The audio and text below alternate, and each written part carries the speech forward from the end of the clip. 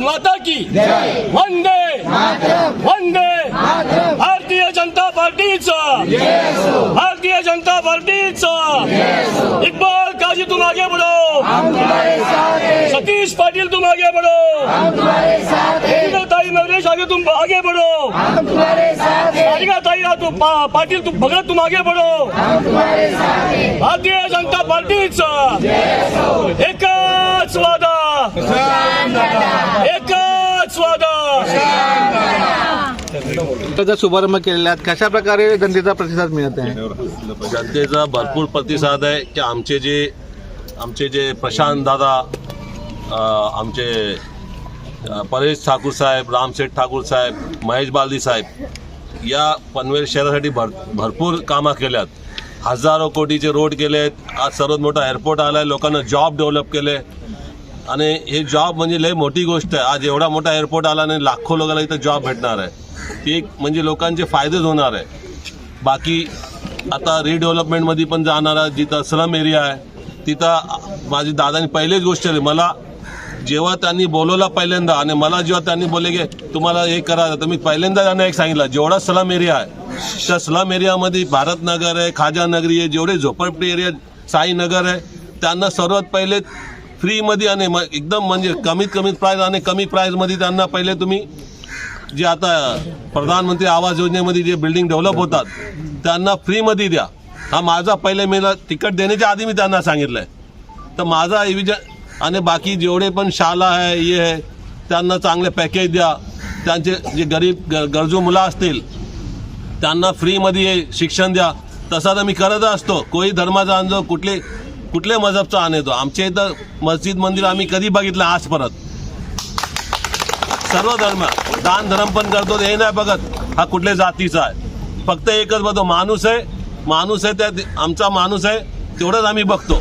बाकी हे नाही बघत की कुठल्या धर्माचा आहे तो. हम सब प्रभाग 14 मध्ये आज प्रचाराचं नियोजन कसं आहे, म्हणजे कशा प्रकारे तुम्ही जनतेकडे जात आहे?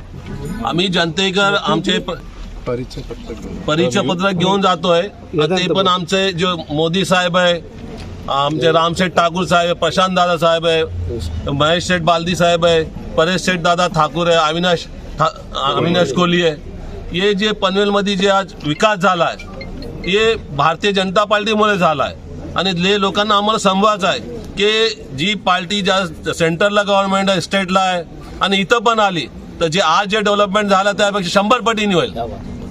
आपला खाता उघडलेला आहे. प्रचंड उत्साह पाहायला मिळतोय पनवेलकरांमध्ये. कशा पद्धतीने प्रभागामध्ये आपली घोडदौड चालू आहे आणि कशा पद्धतीने विकासाचे मुद्दे घेऊन आपण पुढे येत आहेत? आज या ठिकाणी दिवा पाटील नगर, ज्यांना लोकनेते दिवा पाटील नगर आम्ही ज्यांना म्हणतो, असं या ठिकाणी आज भारतीय जनता पार्टीच्या 4ही उमेदवारांच्या प्रचाराचा शुभारंभ या ठिकाणी झालेला आहे. अतिशय धडाक्यात आणि लोकनेते दिवा पाटील साहेबांच्या आशीर्वादाने हा प्रचार या ठिकाणी सुरू झाला.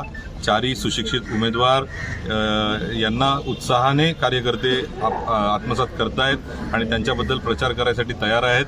सन्माननीय लोकनेते रामशेठ ठाकूर साहेब, सन्माननीय आमदार प्रशांत ठाकूर साहेब, आमचे भारतीय जनता पार्टीचे जिल्हाध्यक्ष अविनाश कोळी साहेब, परेश शेठ ठाकूर, सन्माननीय नितीन पाटील साहेब यांनी जो आमच्यावरती विश्वास दाखवला, सन्माननीय आमदार महेश शेठ बालदी हे जे या निवडणुकीचे प्रमुख आहेत यांनी जो आमच्या सर्वांवरती विश्वास दाखवला आणि आम्हाला या सगळ्यांना उमेदवारी दिली आणि त्यांनी जी लोकभावना ओळखली त्याच्याबद्दल आम्ही सर्वांना प्रथमतः धन्यवाद दिले आणि आजच्या या प्रचाराला या ठिकाणी शुभारंभ दिला.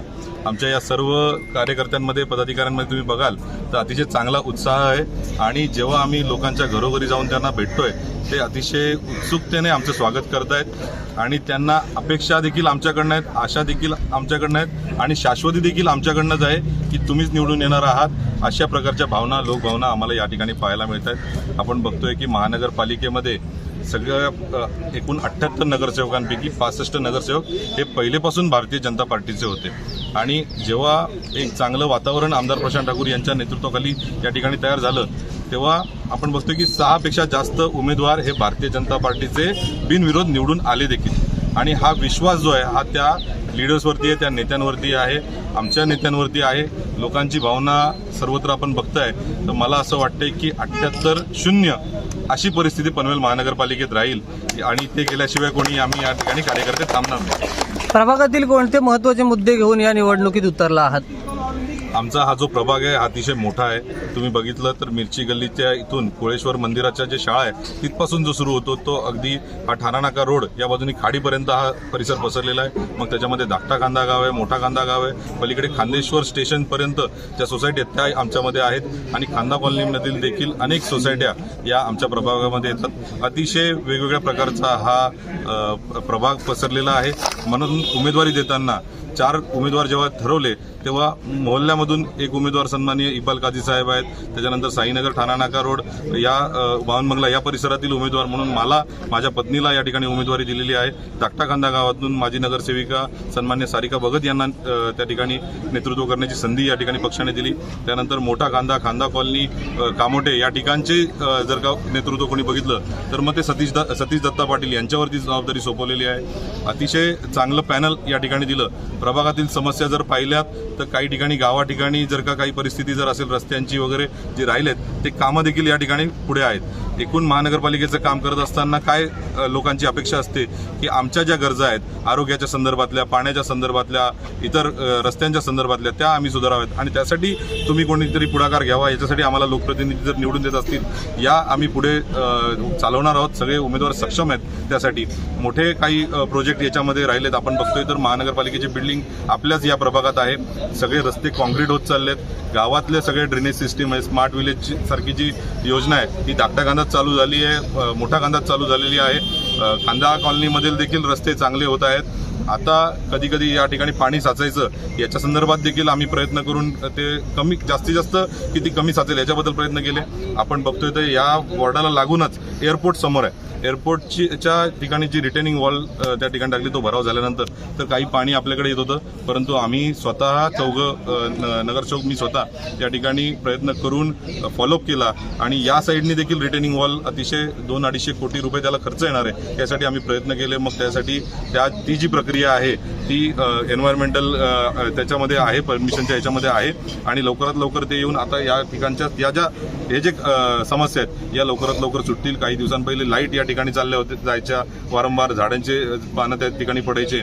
मग आता त्या लाईट भूमिगत केलेल्या आहेत, ज्या तारा विजेच्या तारा आहेत त्या भूमिगत केलेल्या आहेत. असे प्रयत्न आम्ही वारंवार करत होतो. आमचे जे माजी नगरसेवक होते यांनी सातत्याने पाठपुरावा त्याच्यामध्ये केला आणि त्यांचंच पाठबळ म्हणून आम्ही आज त्यांच्या भूमिकेवर ठाम राहून आम्ही आता पुढे जातोय. म्हणून अशी आमची लोकांकडनं पण अपेक्षा आहे की त्यांनी आम्हाला सहभागी करून घ्यावं, त्यांनी आम्हाला मदत करावी आणि लोकांचा देखील उत्साह चांगला आहे.